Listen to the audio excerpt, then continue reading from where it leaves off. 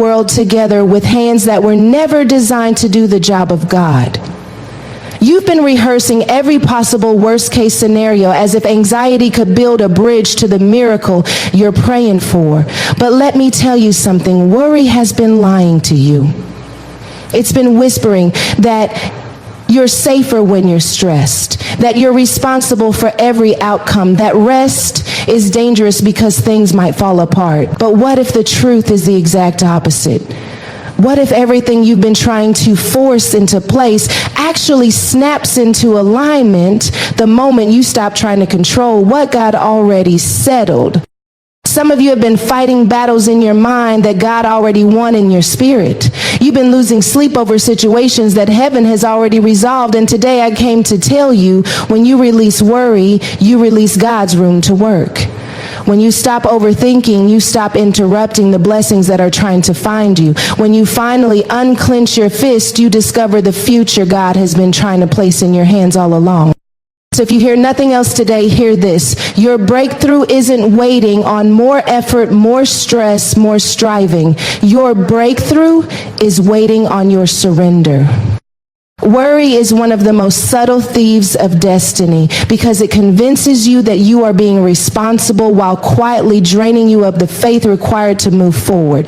It disguises itself as preparation, caution, and vigilance, but really it is fear dressing up as logic. And when fear starts sounding reasonable, when it starts sounding practical, when it starts sounding like it's trying to protect you, that's when it becomes the most dangerous, because worry doesn't just sit in your mind, it starts forming roots. It plants itself in how you speak, how you think, how you pray, how you sleep, how you make decisions. It shifts you from being led by the Spirit to being led by your fears, and you don't even notice when the transition happens. You start rehearsing negative outcomes more than God's promises. You start planning for worst case scenarios more than you plan for the blessing you're asking for. And before you know it, worry has become the lens through which you view your entire life.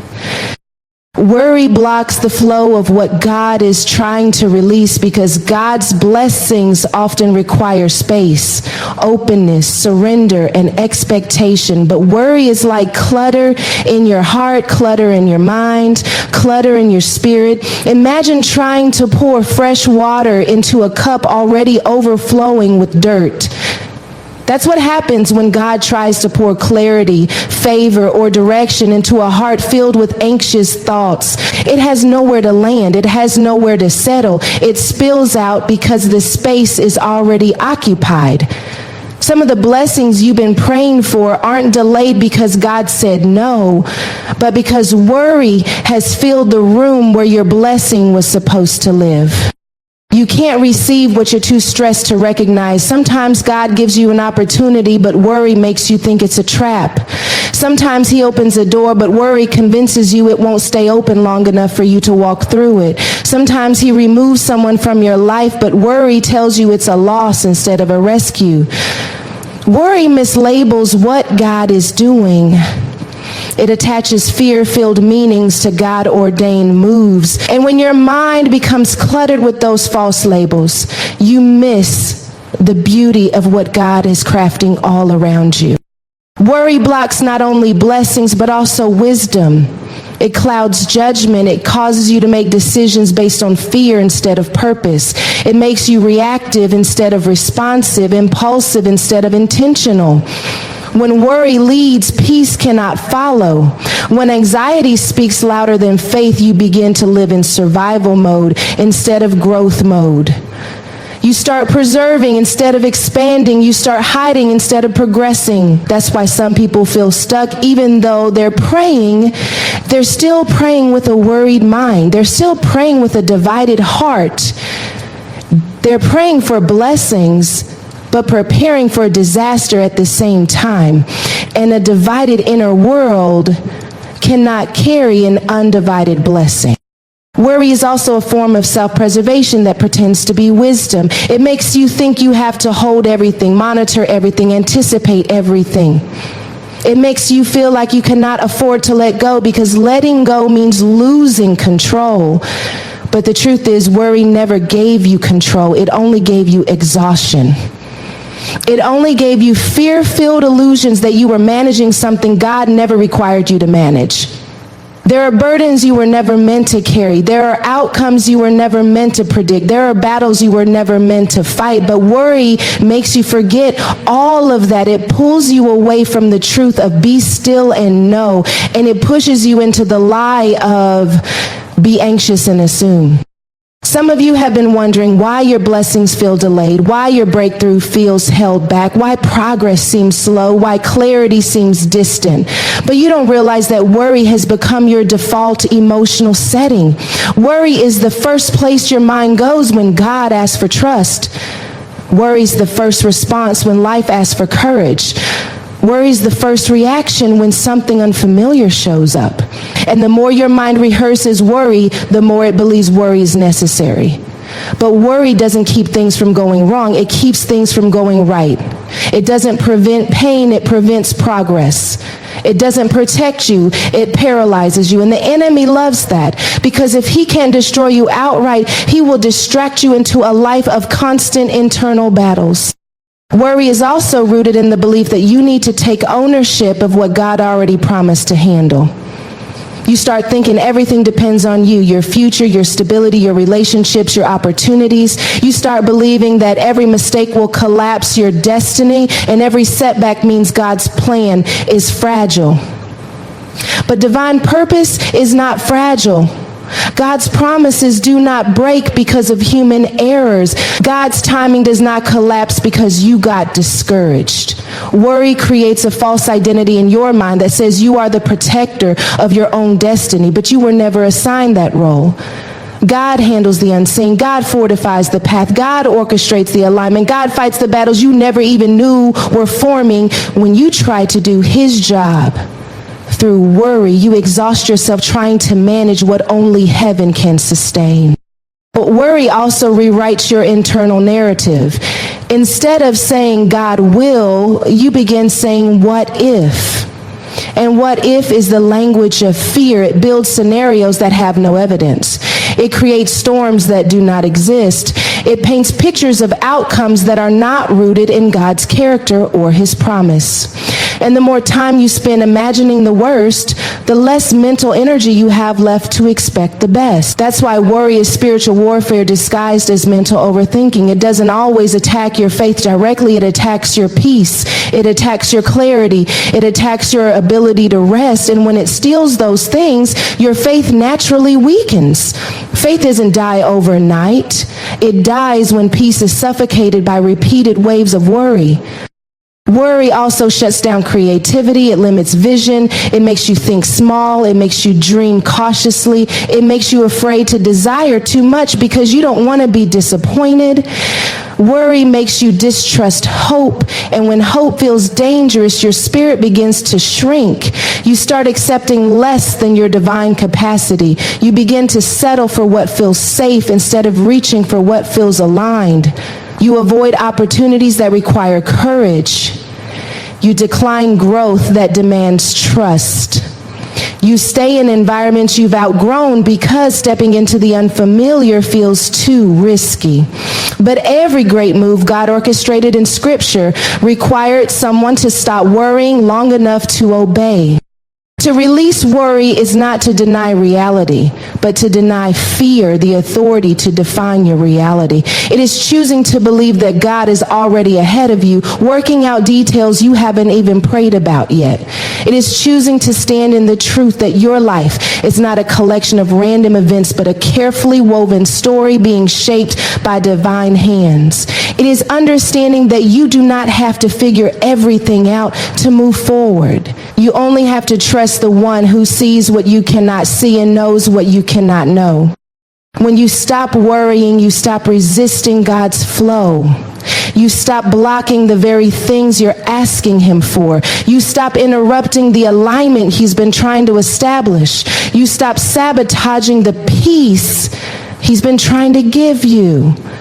You begin to notice the signs you used to overlook. You start seeing possibilities where fear once showed you problems. You start thinking differently, praying differently, listening differently. You become more available to what God is doing because your mind is no longer cluttered by what fear is imagining. And in that shift, everything begins to go well because you finally allow God's order to operate without interference from your anxiety.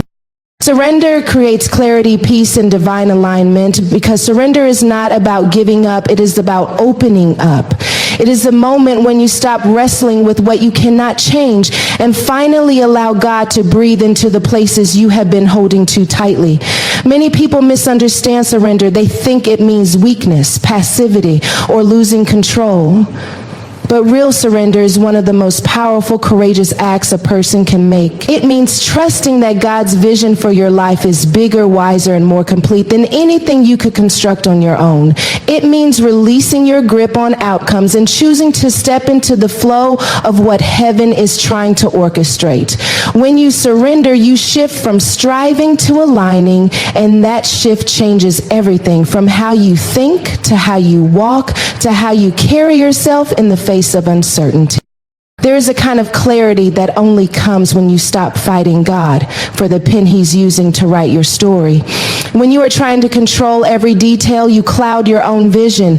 You let anxiety speak louder than instruction. You let fear become your advisor. But surrender quiets the noise. It silences the internal storms that have been confusing your spirit. It lifts the fog from your mind so you can finally see what God has been trying to show you. Clarity does not come from trying to predict outcomes. It comes from trusting the one who already knows the outcome. You cannot see the mountain when you're staring at the dirt beneath your feet, but surrender lifts your head. It raises your perspective. It gives you a higher view because it positions you to see through faith instead of fear. And when clarity comes, peace naturally follows. Not the kind of peace that depends on circumstances where you're calm only when things are calm. Not the kind of peace that requires everything to be predictable. This is the peace that surpasses understanding. The peace that doesn't make sense to the outside world. The peace that shows up while the storm is still raging. The peace that sits with you in the questions, the peace that holds you steady in the unknown. People don't understand how you're able to breathe, stand, move, and smile while walking through the fire. They don't understand how you're not losing your mind while facing uncertainty.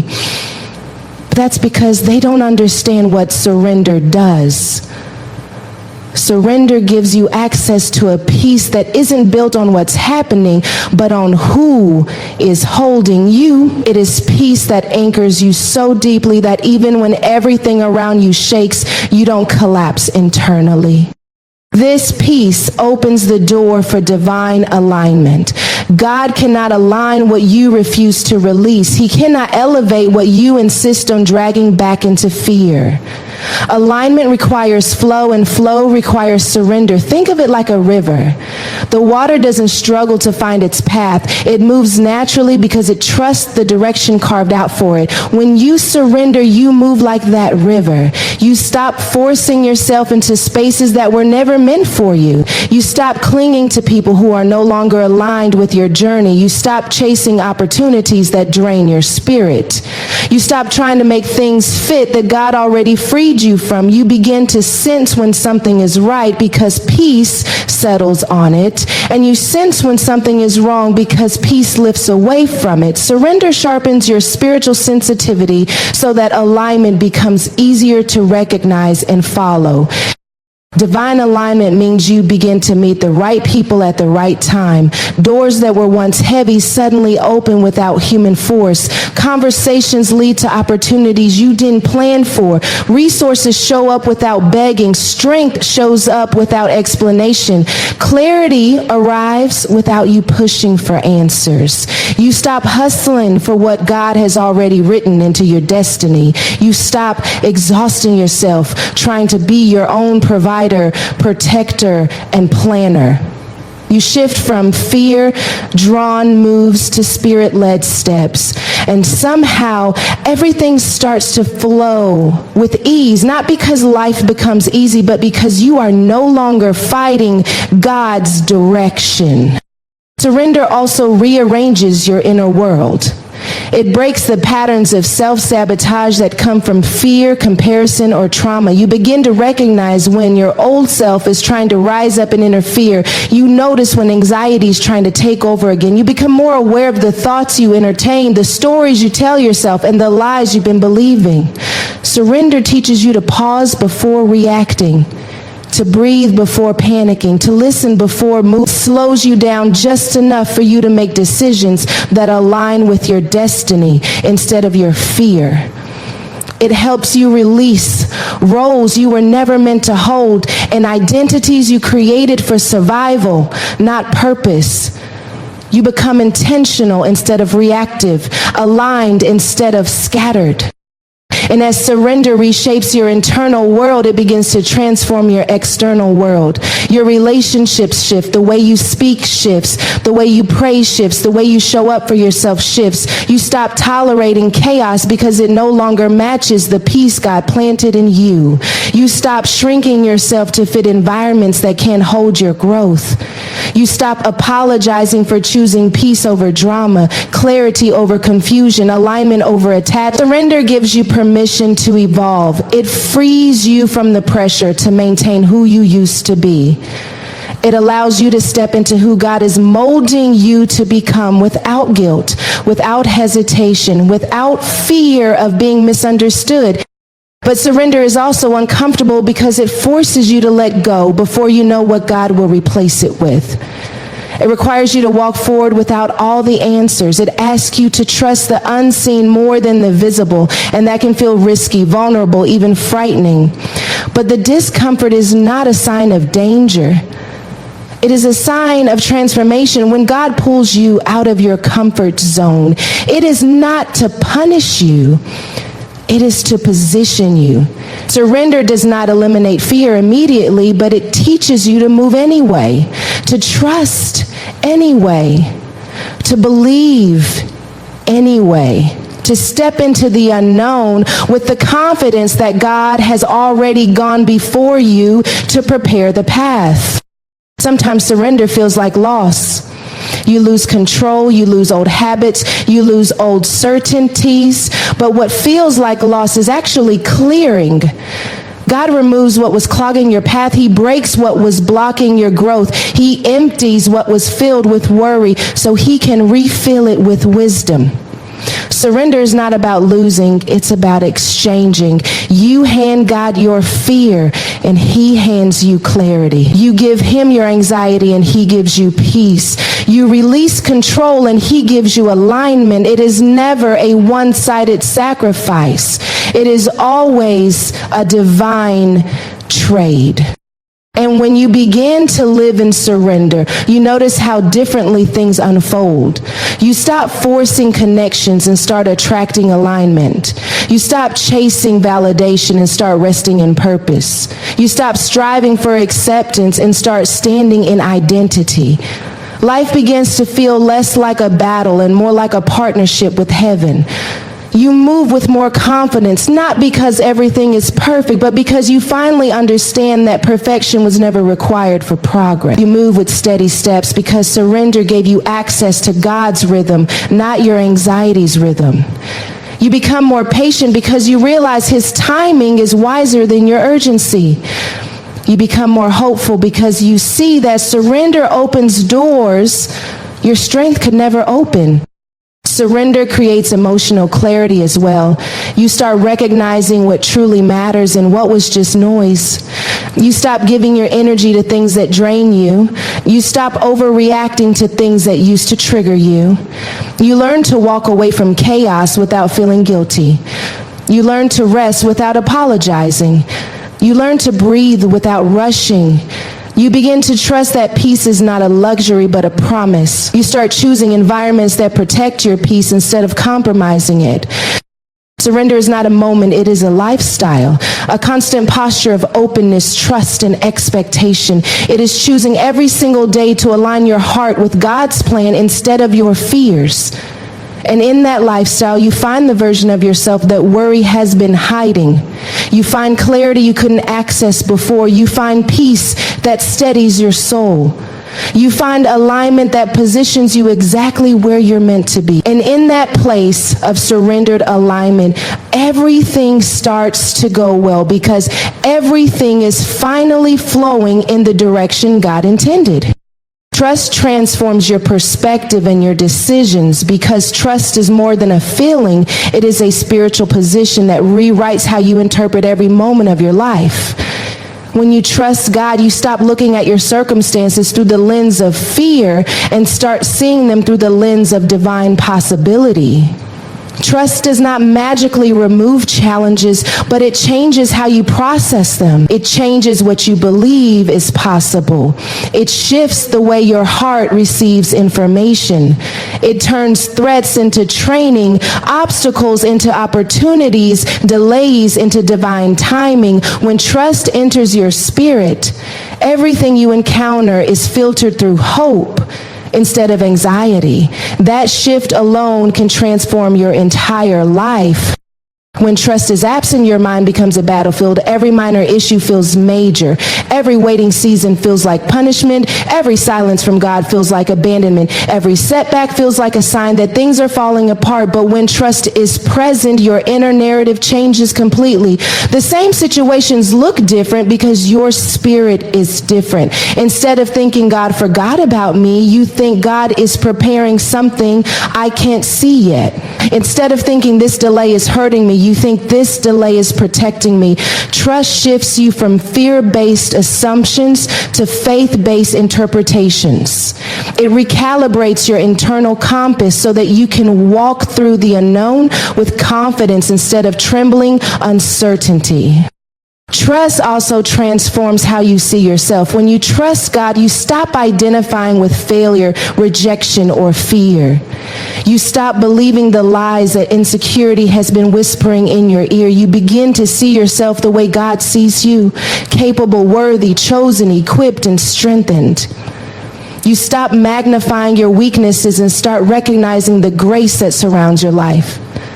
Trust reminds you that you are not navigating life alone. You're not depending solely on your own strength, intelligence, strategy, or resilience. You are supported, covered, guided, and empowered by a God who has already written victory into your DNA. That alone changes the way you make decisions because you no longer choose from a place of fear. You choose from a place of identity. Trust transforms your decision-making by stripping away the panic. When you don't trust God, every decision feels heavy. Every choice feels like life or death. You second-guess yourself, overthink, spiral, and question whether you're capable of discerning the right path. But when trust is your foundation, you step into decisions with a steadier heart. You become less reactive and more responsive. You don't rush out of fear. You move with intention. You don't cling to temporary comfort. You choose what aligns with your future. You don't let fear vote in your decisions. You let purpose guide the way. Trust makes you bold because you're not depending on your limited vision. You're depending on God's unlimited wisdom. Trust also softens your attachment to outcomes. You stop needing everything to go exactly as planned because you recognize that God has a higher plan. You stop panicking when doors close because you realize closed doors are redirection, not rejection. You stop obsessing over timelines because you understand that God is not delaying you, He is developing you. You stop trying to micromanage your life because you know His way is better than your way. Trust doesn't mean you stop caring about your future. It means you stop trying to control what only God can shape. You stop being crushed when things shift unexpectedly because you know His hand is in the shift. Trust also changes the way you pray. When you don't trust, your prayers sound like frantic requests for God to fix things immediately. But when trust is present, your prayers become conversations instead of panic pleas. You pray with confidence instead of fear. You pray with expectation instead of desperation. You pray with courage instead of anxiety. Trust changes prayer from a place of God, please don't let this fall apart, to God, I know you're working this out even if I don't see it yet. And that shift in prayer realigns your spirit because your words become anchored in faith rather than fear. Trust transforms your perspective by teaching you to see beyond the visible. When you trust, you begin to recognize divine fingerprints in places you once overlooked. You see God in the delay, in the detour, in the inconvenience, in the closed door, in the unexpected shift. You start noticing the way He protected you from connections that would have drained you, opportunities that would have misaligned you, relationships that would have crushed your spirit. Trust gives you hindsight clarity long before hindsight arrives. It helps you interpret life through spiritual truth instead of emotional panic. Trust also changes your pace. When you're full of fear, you rush. You rush decisions, you rush growth, you rush healing, you rush conversations, you rush transitions, you rush because you're afraid that if you pause, everything will fall apart. But trust slows you down. It teaches you to breathe, to rest, to wait, to listen. Because when you truly trust God, you understand that what is for you cannot be taken, stolen, or undone. You no longer feel pressured to force anything. You give yourself permission to move with grace, not haste. Trust shifts how you handle adversity. When challenges come, you don't collapse emotionally the way you once did.